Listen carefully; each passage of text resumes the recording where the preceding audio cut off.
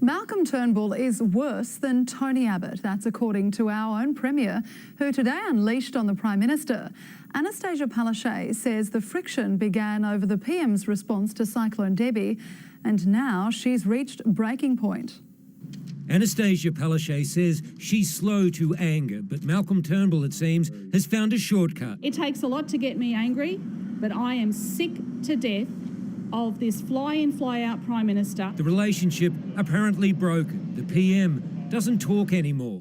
He arrived in Queensland without letting me know. Came up here last week wanting to rip away Queensland royalties. The trouble and strife began weeks ago. No one guessing devastating Cyclone Debbie was also a very political storm. The PM stealing the Premier's thunder by announcing Brigadier Chris Field as Disaster Recovery Coordinator.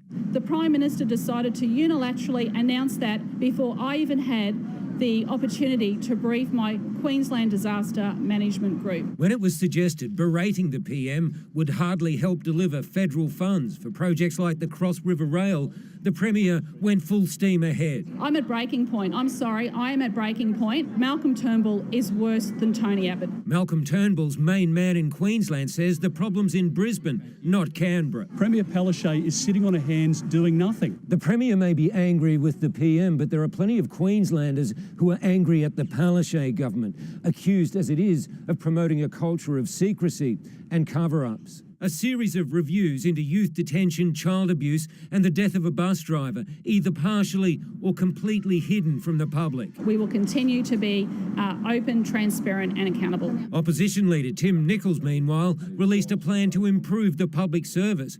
When he was Treasurer, 14,000 government employees were axed. Let me just address the elephant in the room.